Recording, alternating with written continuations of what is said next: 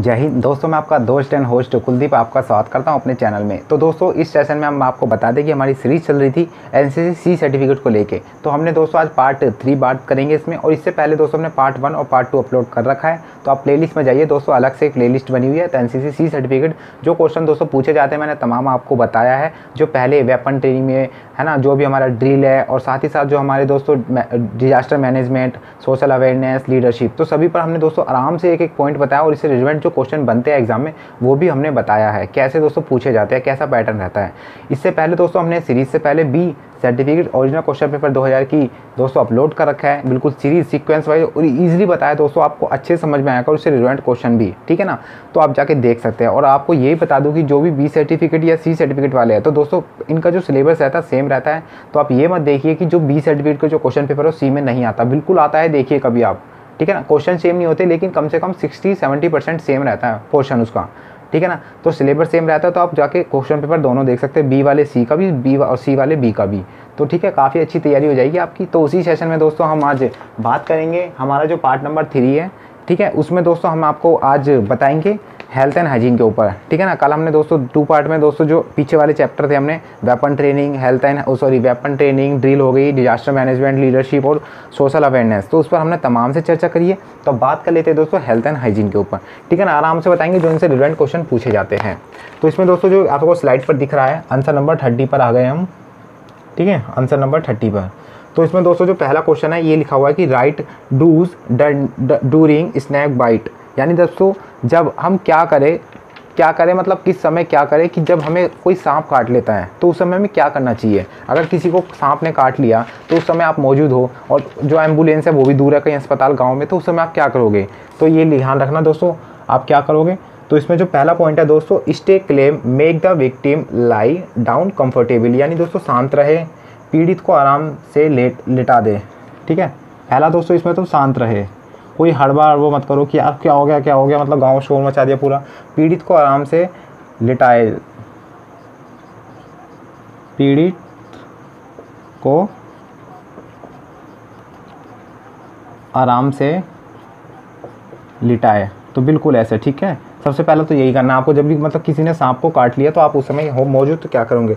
दूसरा है दोस्तों give convincing reassuring against fear of death, यानी दोस्तों मृत्यु के भय के विरुद्ध ठोस आश्वासन दे, यानी जिसको काट लिया उसे मतलब एक तसल्ली दे कि भाई कुछ नहीं होगा, मतलब उसे शांत रहने के लिए कहे, है ना। मृत्यु के भय मतलब ये मत बोली कि अब मर जाएगा तू, ठीक है।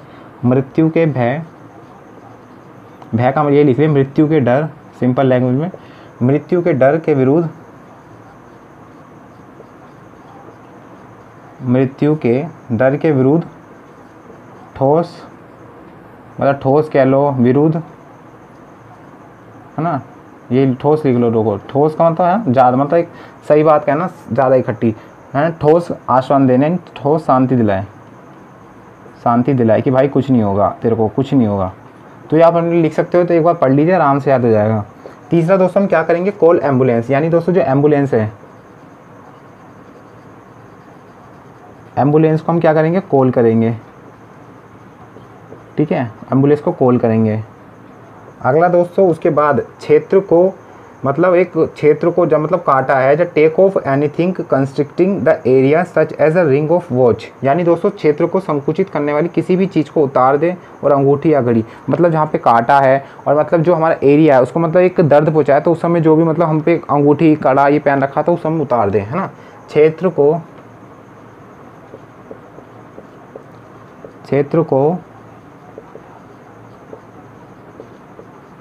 संकुचित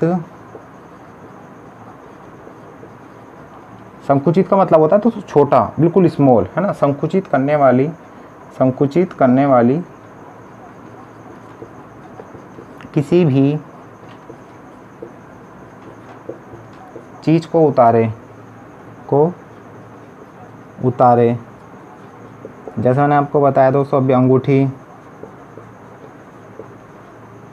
अंगूठी या घड़ी हो सकती है ना, उस समय उतार दो, मतलब कोई दिक्कत ना दे उसको, ठीक है। पांचवा पॉइंट क्या करना है दोस्तों, if breathing phase starting artificial respiration, यानी दोस्तों अगर उसकी सांस रुक जाए, मतलब उसको सांस नहीं ले पा रहा, तो उस समय आपको आर्टिफिशियल, यानी दोस्तों कृत्रिम जो हम सांस देते हैं ना मुंह से, उस समय तो वो हमें वो देनी है, तो ध्यान रखना, है ना। तो ये ध्यान रखना, यदि श्वासन में श्वास लेने में, ये ध्यान रख लो, यदि श्वास लेने में तकलीफ हो तो उसे तुरंत कृत्रिम श्वास दे। कृत्रिम का मतलब वही दोस्तों आर्टिफिशियल, मतलब उसे पंप करे या मुंह से सांस दे, है ना, उस समय ये, ठीक है, ध्यान रखना। ओके, और मैंने दोस्तों इससे क्वेश्चन भी बताया था, आपको ये पूछा जाता है कि जो सांप अगर काट लेता है तो उस समय दोस्तों कौन सा इंजेक्शन लगाया जाता है, मैंने आपको बताया भी था। इससे जो पिछला वाला हमारा बी मैंने सोल्व कराया था ना 2021 का, तो ध्यान रखना दोस्तों, अगर सांप काट लेता है ना तो उस समय जो हम जो टीका लगवाते हैं वो लगाते हैं दोस्तों 2020 एंटी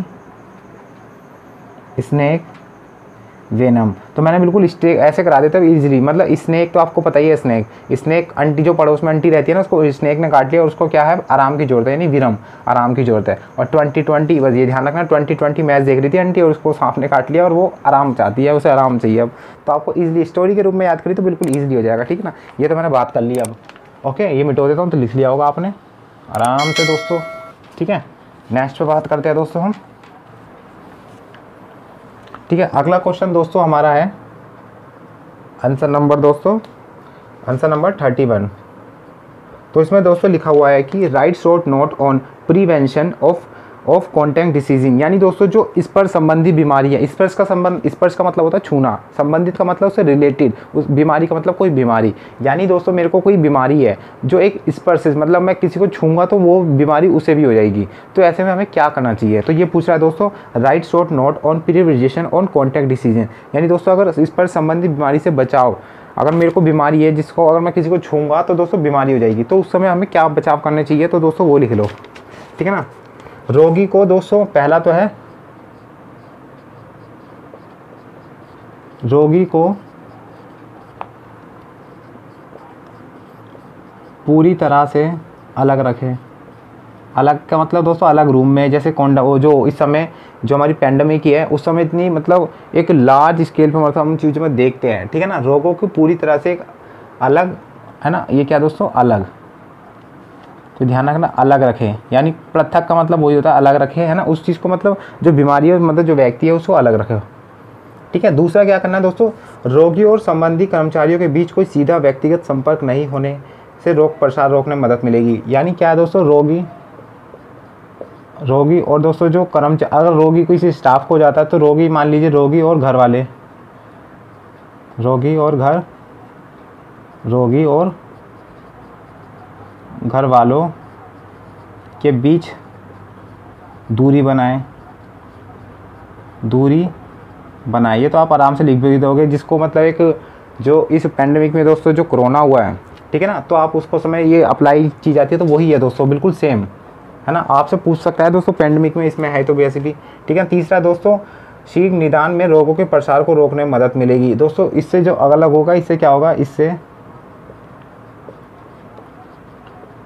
अन्य व्यक्तियों के बचाव में सहायता,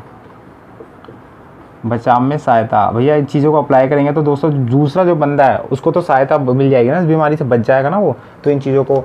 अगला है दोस्तों, रोगी के सभी मल मूत्र का उचित निपटान, यानी दोस्तों जो उसके टॉयलेट बाथरूम है, जैसे इस पैंडेमिक में दोस्तों अलग से मतलब कॉल करके जो कूड़ा कचरा है वहाँ का जो मतलब रह रहा है वो रोगी, तो उसको कूड़ा कचरा दोस्तों उठा के कहीं भी हम मतलब एक वो आती है मीटिंग, मतलब ऑर्गेनाइज आती है, संस्था आती है जो एम्बुलेंस द्वारा बुलाते हैं, तो वो कूड़ा उनका अलग लिया जाता है, तो यही है दोस्तों, तो है ना। तो रोगी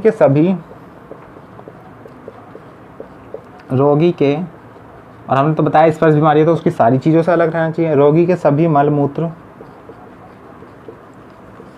मूत्र का उचित निपटाना करना, उचित का मतलब सही तरीके से निपटान, है ना, उसे एक सिस्टमेटिकली वे से दोस्तों अलग रखे, अपने जो घर का कूड़ा और उसके घर के मतलब जो वहाँ रह रहा है उसके कूड़े से अलग रखना है। अगला है दोस्तों, सभी निवारक उपाय करने के लिए परिचार, और दोस्तों एक सही मतलब क्या है, रोगी को उचित आश्वासन, मतलब उसे तसल्ली दे, आश्वासन वह दवाइयाँ उपलब्ध कराइए, वह दवाइयाँ उपलब्ध कराइए। तो मतलब इन चीज़ों को अपनाते हैं तो एक उन चीज़ों से, ठीक है, सभी निवारक उपाय करने के लिए परिचय, तो इन चीज़ों को ध्यान रखना। तो ऐसे चीज़ लिख सकते हो। तो आप अपने किसी को हुआ होगा तो इन चीज़ों को अप्लाई भी किया होगा आपने, तो आप लिख सकते हो, कोई बड़ी वाली बात नहीं है इसमें, ठीक है ना। अब बात कर लेते हैं दोस्तों आंसर नंबर 32। आंसर नंबर 32 में दोस्तों लिखा हुआ है write down types of bandage. दोस्तों इससे बी वाले पेपर मैंने आपको बताया था कि जो बैंडेज का साइज़ में पूछा गया था, बी वाले में जो मैंने आपको बी का कराया, तो रिलेवेंट दोस्तों पूछ रहा है इसमें। मैंने बैंडेज उसमें पूछा था what is the size of bandage, यानी दोस्तों जो बैंडेज होता है उसका साइज़ क्या होता है। तो मेरे को दोस्तों बताइए आप कमेंट बॉक्स में कि जो बैंडेज है उसका साइज़ क्या होता है। लेकिन दोस्तों यहाँ वाले सी वाले पेपर में दोस्तों ये पूछ लिया कि write down types of bandage, यानी जो बैंडेज होते हैं उनके प्रकार। तो मैं लिख देता हूँ दोस्तों प्रकार। पहला आता है दोस्तों एक simple bandage, simple bandage. Simple bandage मतलब वही है सरल पट्टी, हिंदी में सरल पट्टी, सरल पट्टी। बैंडेज का मतलब पट्टी होती है, जब चोट लगी तो हम बांध लेते हैं ना, वो बिल्कुल वही, ठीक है, वही होती है सेम। बी है दोस्तों इसमें ट्रायंगुलर बैंडेज, ट्रायंगुलर बैंडेज, यानी दोस्तों इसमें त्रिभुजाकार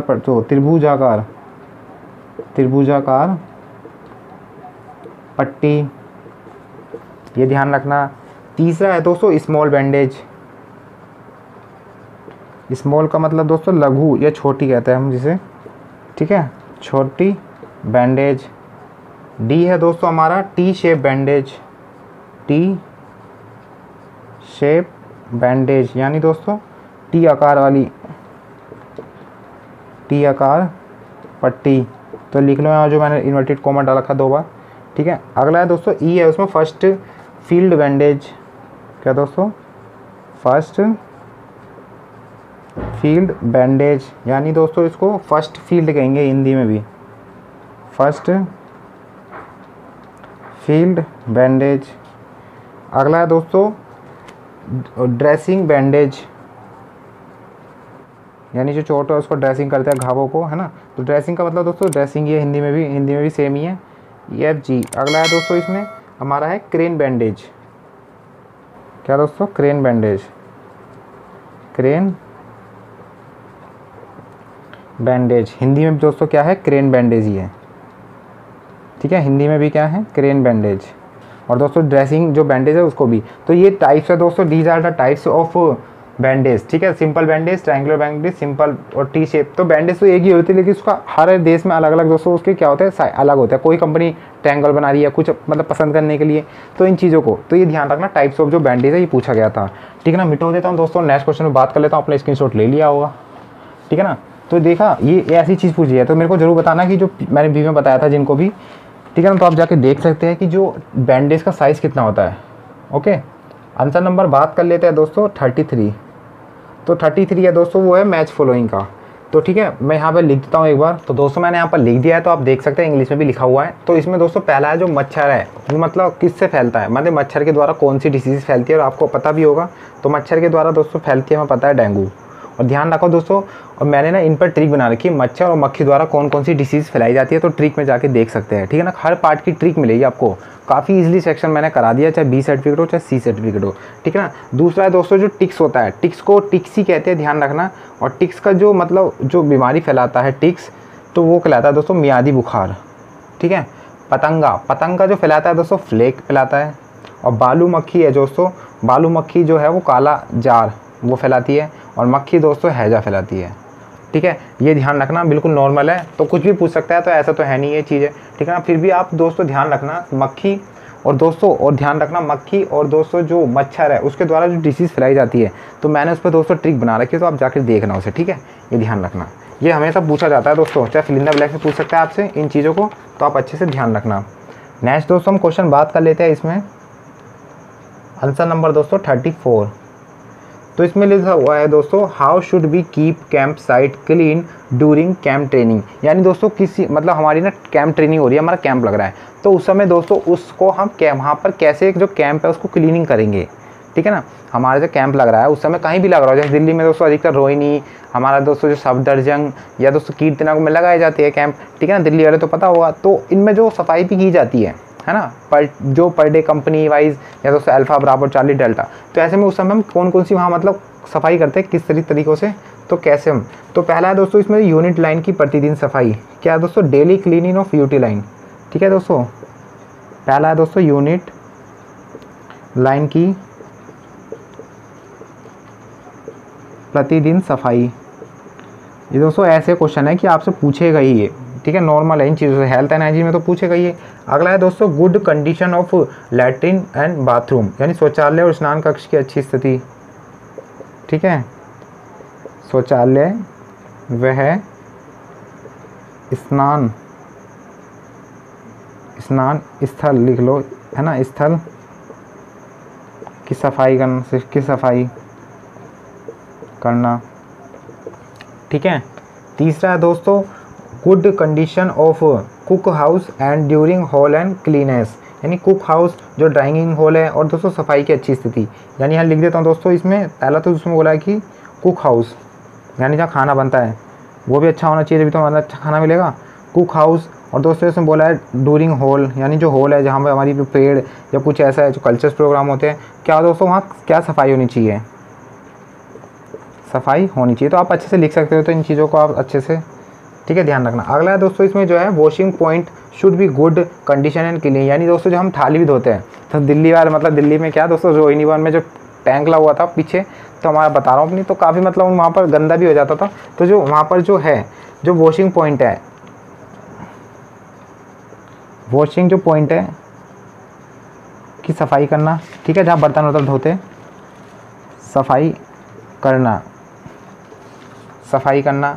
पांचवा है दोस्तों don't store wet is deep place in camp site, यानी तो कैंप साइट में गहरे स्थानों को पानी का जो भंडार ना करे, यानी जो कैंप साइट है जहाँ पर कैंप हो रहा है, कैंप साइट में पानी इकट्ठा ना होने दे, इकट्ठा ना होने दे। ठीक है, छठा है दोस्तों wastage food throw in snow cap pit, यानी दोस्तों जो खोलने की पिट में फेंका गया बर्बाद भोजन, यानी जो मतलब जो भी मतलब खाना है उसको मतलब जो वेस्ट है मतलब इधर उधर फेंको, नॉर्मल फेंक दो, तो लिख लेना दोस्तों। अगला इसमें डिस्पोजल ऑफ गार्बेज, यानी कचरे के निस्तारण में फेंके गए बर्बादी भोजन। ठीक है ना, क्या करते हैं हम दोस्तों, यही बोला है दोस्तों आप कैंप क्षेत्र में किन के दौरान कैसे साफ रखेंगे, तो यही है दोस्तों जो भी कचरा है, कचरे को दोस्तों क्या होगा डस्टबिन में डाले। तो ये पॉइंट आप लिख सकते हो। और दोस्तों मैंने अभी बताया आपको जो बर्बादी भोजन है उसे भी दोस्तों डस्टबिन में डाल, तो वही चीज़ है, मतलब जो भी है जितना है उतना लो। तो हम इन चीज़ों को मतलब सफाई से अच्छे बता सकते हैं, तो हमारा एक जो हाइजीन है वहाँ का एरिया वो स्वस्थ रहेगा कैंप का, तो आप अच्छे से जान सकते हो। ठीक है ना, नेक्स्ट बात कर लेते हैं दोस्तों, मिटो देता हूँ, लिख लिया होगा आपने। ओके, ये ध्यान रखना, काफ़ी आपसे रिलेटेड ऑन ग्राउंड जो करते हैं ना वही क्वेश्चन हमसे दोस्तों पूछ रहा है कि आप कैसे उन चीज़ों को देखते हो और कैसे उनको अच्छे से प्रेजेंट कर पाओगे। तो अगला क्वेश्चन है दोस्तों 35, तो उसमें पूछा हुआ दोस्तों what are the essential element for good health, यानी दोस्तों जो हमारी एक अच्छी स्वास्थ्य के लिए कौन कौन सी आवश्यक वस्तु होते हैं, आपको पता होगा कौन कौन सी वसा, विटामिन, प्रोटीन, ये सभी चीज़ होती है, तो इनको ध्यान रखना। तो इनको हम कैसे अच्छे से कर सकते हैं, तो मतलब एक अच्छा गुड जब हम हेल्थ बनाना है अपनी लाइफ में पूरा, तो हम किन किन चीज़ों को अप्लाई करेंगे। तो उसमें पहला है दोस्तों एवरीडे बाथिंग, यानी प्रतिदिन स्नान करना। लिख लेता हूँ दोस्तों यहाँ, प्रतिदिन नहाना, एवरी टाइम बाथिंग मतलब एवरी डे। ठीक है, दूसरा है दोस्तों बैलेंस डाइट, यानी संतुलन भोजन करना, संतुलित भोजन करना, ध्यान रखना दोस्तों, यानी बैलेंस डाइट। अगला है दोस्तों अर्ली गेटअप, यानी सुबह जल्दी उठना, सुबह जल्दी उठना। ठीक है, फोर्थ पॉइंट है दोस्तों प्रॉपर एक्सरसाइज, यानी रोजाना, या हम कह सकते हैं नियमित, यानी नियम के साथ योग करो, व्यायाम, योग कह लो या व्यायाम करना। ठीक है, व्यायाम करना। पांचवा है दोस्तों इसमें 6 to 8 आवर स्लीपिंग, यानी 6 से 8 घंटे सोना, 6 to 8 आवर सोना। ठीक है ना, स्लीपिंग। तो ये होता है मतलब अगर हम दोस्तों what are the essential element of good health, मतलब गुड हेल्थ के लिए दोस्तों इन चीज़ों को अप्लाई करेंगे तो दोस्तों हमें क्या एक अच्छी जो हमें हेल्थ है वो मिलेगी, तो इसको ध्यान रखना। तो ये तो हमारा दोस्तों हेल्थ एंड हाइजीन के ऊपर ये हो गया जो हमारा पूछा जाता है। ठीक है ना। अब बात कर लेते हैं दोस्तों हमारा जो है ना एडवेंचर ट्रेनिंग के बारे में, है ना, एडवेंचर ट्रेनिंग के बारे में।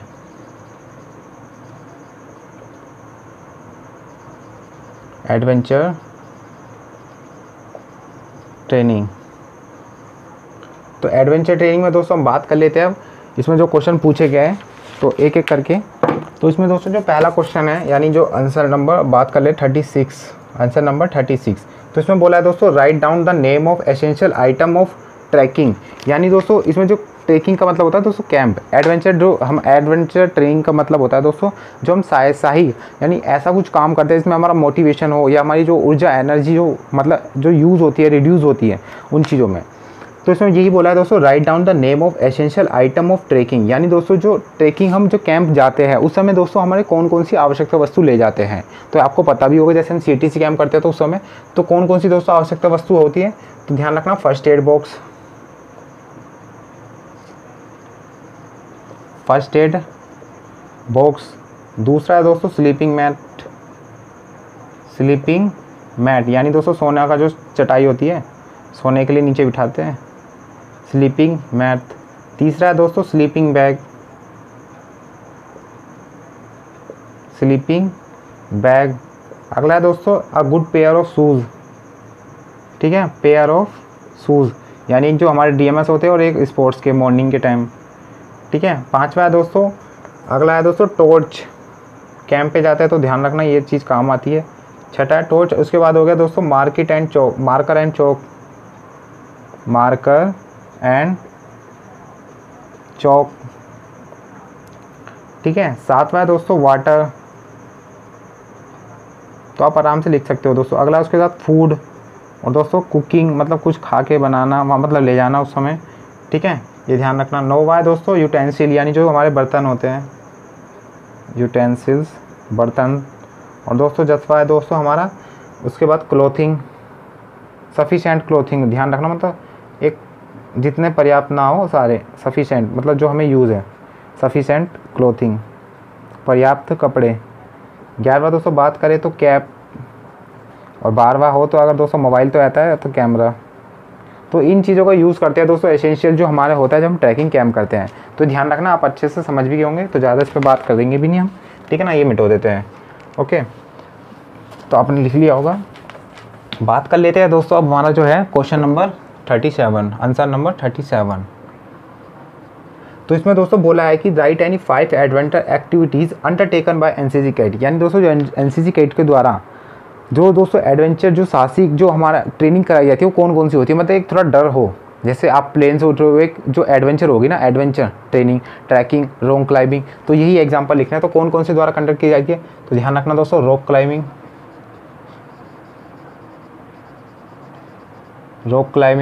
दूसरा है दोस्तों माउंटेनिंग, माउंट ट्रेनिंग, ठीक है ना, ध्यान रखना माउंट ट्रेनिंग, ठीक है। तीसरा है दोस्तों पैरा जंप। फोर्थ है दोस्तों पैरासेलिंग। फिफ्थ है दोस्तों पैरास्लेदरिंग।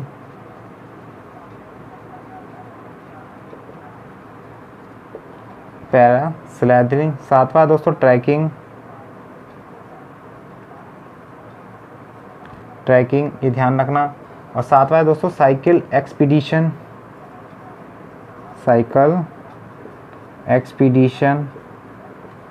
तो ये कैंप दोस्तों क्या है, कंडक्ट कराए जाते हैं, मतलब NCC के द्वारा की जाती है। सो एडवेंचर तो आप लिख सकते हो, ठीक है, इसमें कोई वैसी दिक्कत नहीं है, ठीक है, ये आराम से लिख लेना। तो नेक्स्ट क्वेश्चन में बात करते हैं दोस्तों हम, ठीक है, लिख लिया होगा आपने।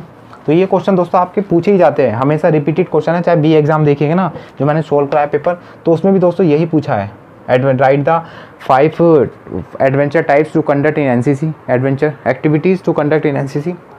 तो इन चीज़ को ध्यान रखना। अब बात कर लेते हैं आंसर नंबर 18। तो इसमें दोस्तों लिखा हुआ write 10 safe tips which you will bear in mind while going to rock climbing. यानी दोस्तों जब हम रॉक क्लाइंबिंग कर रहे हैं, जब रॉक क्लाइंबिंग करने जा रहे हैं या कर रहे हैं उस समय, तो हमें कौन कौन सी जो बातें अपने माइंड में रखनी चाहिए ताकि हम जो अपने सुरक्षित रहे, सेव रहे, तो ठीक है, ये ध्यान रखना। तो मैं यहाँ लिख देता हूँ दोस्तों। तो दोस्तों मैंने यहाँ पर लिख दिया है कि मतलब जो हम रॉक क्लाइंबिंग करते हैं तो उस समय में कौन कौन सी एक एसेंशियल और हमें किन किन बातों का ध्यान रखना चाहिए जब हम रॉक क्लाइंबिंग करते हैं। तो ध्यान रखना दोस्तों, जो हम रॉक क्लाइंबिंग, पता है रॉक क्लाइंबिंग यानी रॉक चढ़ रहे हैं और जाहिर सी बात है कि हवा में तो नहीं चढ़ जाएंगे, रस्सी का यूज़ करेंगे। तो रस्सी यहाँ पर काफ़ी मतलब यूज़ में ली जाती है। तो गांठ को हमेशा चेक करें, यानी जो रस्सी हम चढ़ते हैं ऊपर तो बीच बीच में गांठ बंदी होती है ताकि पकड़ी मजबूत रहे और चढ़ते भी रहे। तो गांठ हमेशा चेक करते रहे कि खुल ना जाए। तो दूसरा दोस्तों, हमेशा हेलमेट पहने, रस्सी को हमेशा चेक करते रहे कि मतलब टूट तो नहीं रही, कहीं हिल तो नहीं रही। वो हमेशा लंबी रस्सी का इस्तेमाल करें।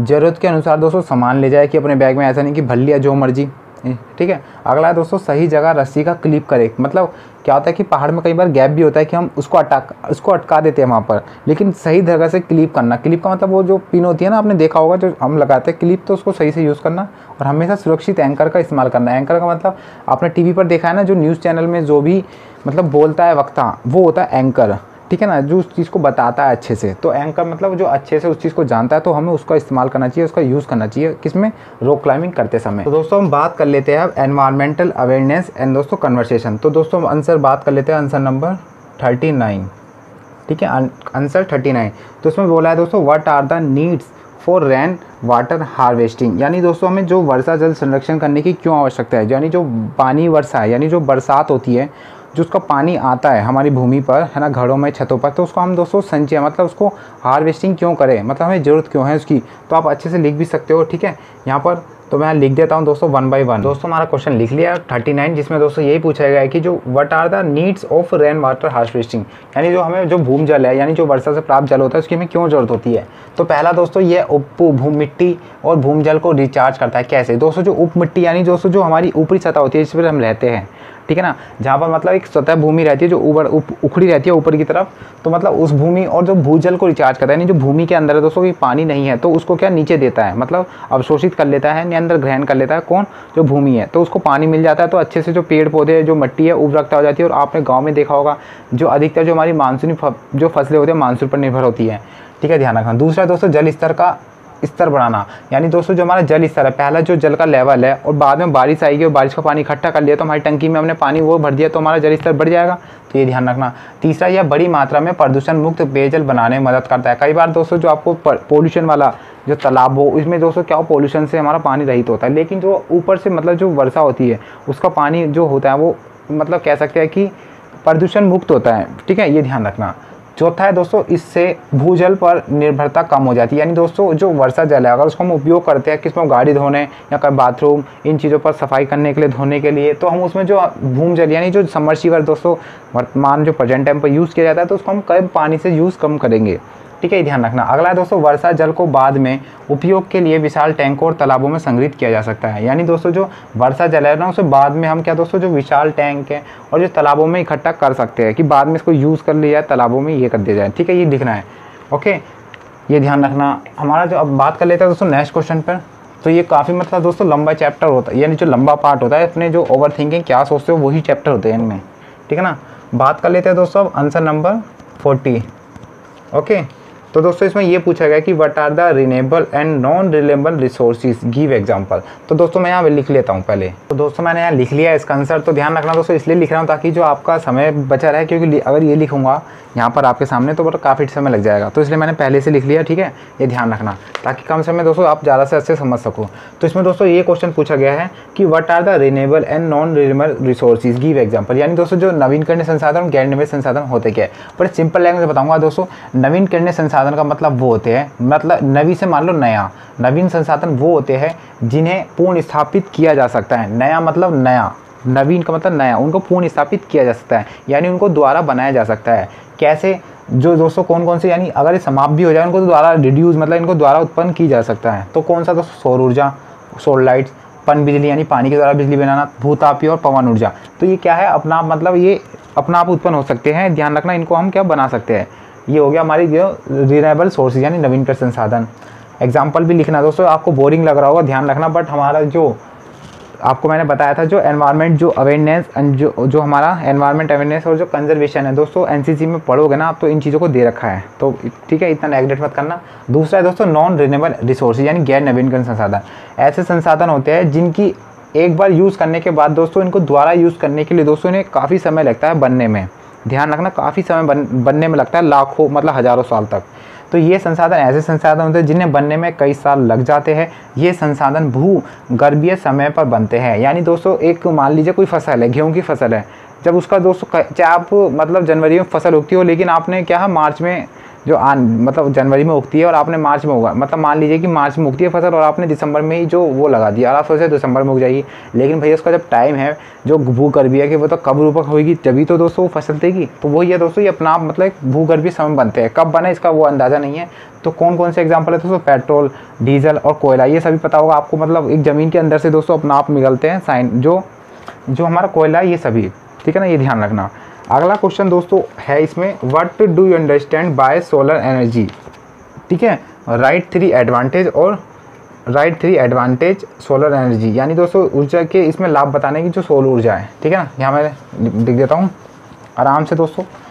तो क्वेश्चन नंबर दोस्तों यही है हमारा, कौन सा, 41, यानी आंसर नंबर 41, आंसर नंबर 41, ठीक है। तो मैं यहाँ पर लिख देता हूँ इसका आंसर भी। तो दोस्तों मैंने इसका आंसर लिख लिया है। तो जो क्वेश्चन था दोस्तों यही था कि what do you understand by solar energy, right 3 advantage of this solar energy, यानी जो सौर ऊर्जा क्या है और उसके मतलब फ़ायदे बताने हैं। तो मैंने आपको बता दी, पहले तो मेरे को ये बताया कि जो सोलर एनर्जी है वो दोस्तों कौन सा पार्ट है, यानी जो हमारी एनर्जी है वो रिन्यूएबल एनर्जी है, ये दोस्तों नॉन रिन्यूएबल एनर्जी, यानी दोस्तों नवीन करनी है या गैर नवीन करनी है। तो ध्यान रखना दोस्तों, मैंने आपको बताया था ना जो सौर, तो ध्यान रखना दोस्तों ये हमारी जो है, जो हमारी रिन्यूएबल एनर्जी है, रिन्यूएबल एनर्जी यानी जिसे क्या पूर्ण स्थापित या पूर्ण दोस्तों इसका स्थापना की जा सकती है। तो दोस्तों सौर ऊर्जा एक नवीनकरणीय ऊर्जा, जैसा मैंने बता दिया, जो सूर्य द्वारा उत्पादित की जाती है, जो सीधे सूर्य प्रकाश से एकत्रित की जाती है, तो वही सौर ऊर्जा कहलाती है। इसके फ़ायदे क्या है दोस्तों, तो यह कहीं भी इस्तेमाल की जा सकती है, कहीं भी इसका यूज़ करा जा सकता है, कहीं भी इसे मतलब लिए जा सकता है एनर्जी सूर्य से। दूसरा दोस्तों, इसे भविष्य के लिए उपयोग के लिए विभिन्न रूपों में संग्रहित किया जाता है, यानी जो सौर ऊर्जा है उसको हम इकट्ठा कर लेते हैं। जैसे दोस्तों हमारे घर में इन्वर्टर लाइट लगी हुई है ना, कि लाइट चली जाती है जल जाती है, तो ऐसे स्टोर करा जाता है जो सोलर एनर्जी होती है। और काफ़ी मतलब जब लाइट या रात समय हो जाता है, स्ट्रीट लाइट होती है ना, तो काफ़ी दोस्तों इन चीज़ों को मतलब यहाँ पर एडवांस रूप से करा जाता है यूज़, ठीक है। तीसरा दोस्तों, इसके इस्तेमाल में कोई भी हादसा नहीं होता है, ये ध्यान रखना। तो ये तो थे सोलर एनर्जी क्या है और इसके जो एडवांटेज है ये, ठीक है ना। डिसएडवांटेज कोई दिख ही नहीं रहा, तो इसलिए पूछा भी नहीं इसमें, ठीक है। आगे बात कर लेते हैं दोस्तों, जो हमारा इसमें नेक्स्ट टॉपिक है वो है दोस्तों ऑब्स्टिकल ट्रेनिंग, यानी दोस्तों जो बाधा परीक्षण है, ठीक है ना। इस पर दोस्तों हमने अपने अलग से बिल्कुल सेपरेट वीडियो बना रखी है, तो आप जाके देख सकते हैं, ठीक है। ऑब्स्टिकल्स ट्रेनिंग, ये ध्यान रखना। तो इसमें दोस्तों पहला यही क्वेश्चन है कि answer number 842, write down any 5 obstacle test done by NCC cadet, यानी जो एनसीसी कैट द्वारा जो ऑब्स्टिकल टेस्ट होता है लाइक अ टीएससी कैंप, तो उसमें दोस्तों वैसे भी कर सकते हैं, तो टीएससी कैंप, तो इसमें दोस्तों टेस्ट मतलब कौन कौन से जो ऑब्स्टिकल का उनको सामना करना पड़ता है, तो वो बताना है। तो मैं आपको बता रहा हूँ 10 ऑब्स्टिकल्स होते हैं, तो इसलिए 5 पूछा है, लेकिन आपको पूरे बताने हैं फिर भी, ठीक है, अगर टाइम है तो उस समय, वरना 5 जितने पूछे उतना। तो वैसे 5 नंबर का ही पूछा है, ध्यान रखना इसमें। तो पहला दोस्तों कौन सा हो जाएगा, बात करें तो डबल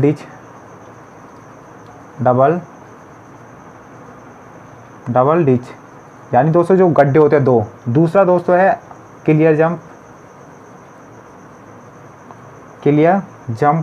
तीसरा दोस्तों स्ट्रेट बैलेंस।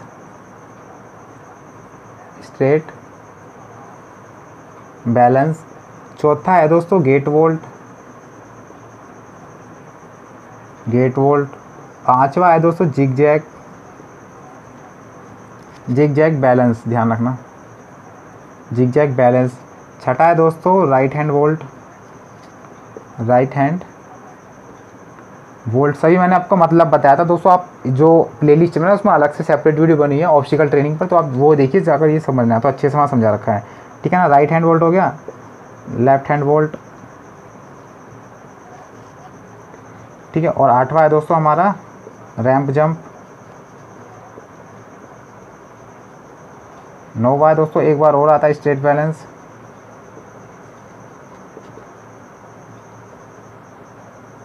और 10वां है दोस्तों हमारा कौन सा, हाई वॉल।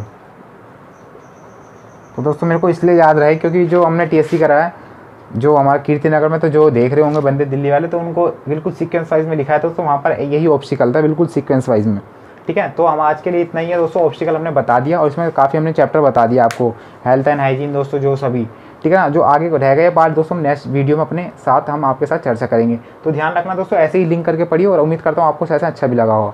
तो प्लीज़ अच्छा लगा हो ना चैनल तो दोस्तों अपना फीडबैक कमेंट बॉक्स में लिखना ना भूले कि आपको सेशन कैसा लगा, ठीक है। और जो भी हमारे टेलीग्राम व्हाट्सअप और दोस्तों जो इंस्टा पे मतलब हम फॉलो कर लीजिए, और साथ ही जो टेलीग्राम और व्हाट्सअप ग्रुप की लिंक है तो आप जाके जुड़ सकते हैं, जहाँ अपलोड किए जाते हैं दोस्तों क्वेश्चन पेपर PDF सभी, ठीक है ना।